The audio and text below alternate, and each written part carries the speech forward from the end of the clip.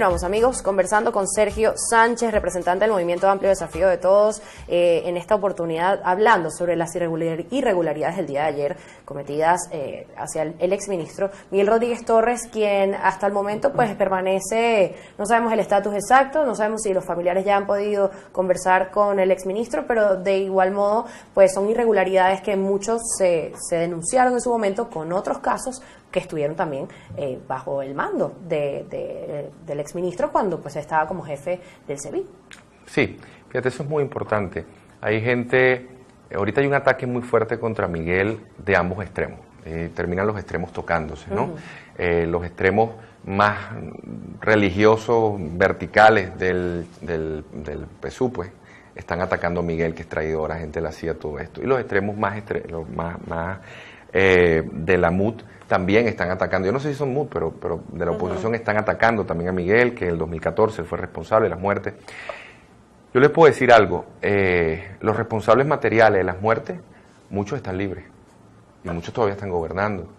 Si Miguel tuvo o no una responsabilidad, bueno, él mismo lo ha dicho, tendrán que abrirse los juicios, hacerse las investigaciones respectivas. Él dice, yo tengo las pruebas que yo no participé en el asesinato de nadie.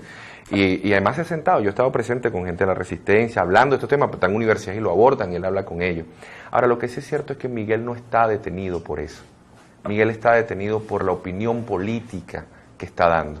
Y nosotros no podemos reivindicar los derechos humanos en un momento y en otro momento no los reivindicamos. Reivindicar la democracia para uno y para otros no. La democracia es no solo el derecho que yo tengo a hablar, sino el derecho que tiene el contrario a mí a hablar y por el cual nosotros tenemos que dar la vida, de que esa persona pueda dar su opinión. Y Miguel, le guste o no a otras personas, como muchas personas detenidas, bueno, en este momento está siendo detenido por su opinión, porque la emisión del acta de aprehensión es del año pasado, no tiene nada que ver con lo que está ocurriendo. Con hechos recientes. Ahora, pero fíjense, ayer hicimos una pregunta, todas las mañanas hacemos una pregunta a nuestra audiencia para que opinen sobre el tema del día. El de ayer, lógicamente, fue la detención de Miguel Rodríguez Torres. Y la mayor cantidad de los mensajes fue, bueno, diciendo, esbirro no pide clemencia, fue el creador del SEBIN y de la tumba del SEBIN, y eso es un hecho concreto y real. El SEBIN se crea por Miguel Rodríguez Torres. Hay un comentario que dice acá, por ejemplo, y quisiera su comentario, dice, un show más, el régimen quiere hacerlo mártir para que gane aceptación entre los opositores. Ojalá nuestra frágil memoria no nos haga caer en esa trampa, esbirro es esbirro y no merece perdón ni solidaridad. Esto lo dice el ciudadano común, no estamos hablando de dirigencia política, opositora, estamos hablando de la gente común y corriente. Sí.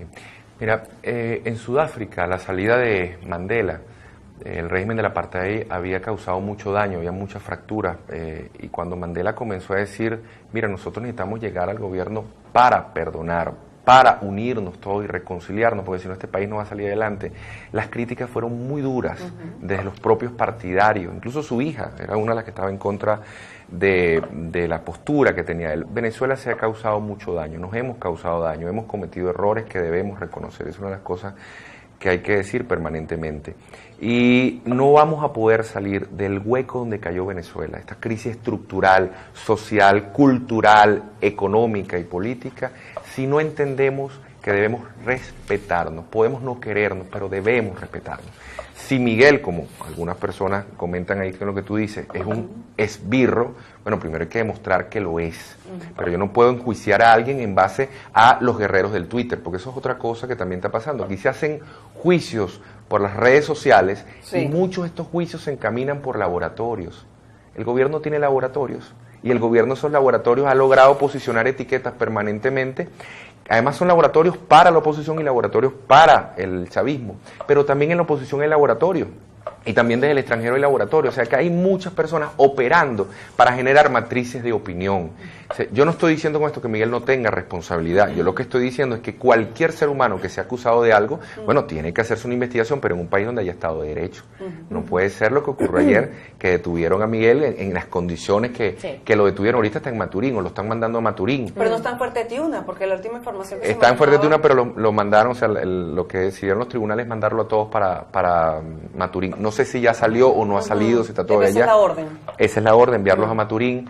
La familia ayer pudo hablar al salir de los tribunales con la hija. Además, los trasladaron sin decirle a nadie que lo iban a trasladar. Pudo hablar con dos de las hijas. estamos, bueno, en todo ese trámite Sí, del jurídico. Justamente su familia está viviendo lo que están viviendo muchas familias venezolanas desde hace bastante tiempo, Sergio. Estábamos comentando acerca de lo que estabas diciendo hace pocos instantes, de el reencontrarse, ¿no? De esos sectores que por extremistas se están encontrando justamente en el odio. En el odio. Y también separándose en este momento muchos de el sector que lideriza o que lidera Miguel Rodríguez Torres. Esa separación está generando descontento dentro de las filas, por ejemplo, del 4F. Ayer vimos a su compañero Diosdado Cabello dando estas declaraciones que claramente se desmarcan de una misma vía de opinión que la de Miguel Rodríguez Torres. Yo vi la declaración ayer de Diosdado Cabello y de verdad me causó, no rabia, me causó tristeza, porque ese movimiento del 4 de febrero tiene un nivel de hermandad muy grande. En la academia, bueno, generalmente esta persona es compadre del otro y tienen unas relaciones familiares y todo eso. Y esa declaración donde él, que conoce perfectamente las posturas de fondo de Miguel, porque son amigos, porque lo han hablado, porque discuten, él comparte también parte de las críticas que tiene Miguel, porque además el 4F, ellos se conocen, discuten.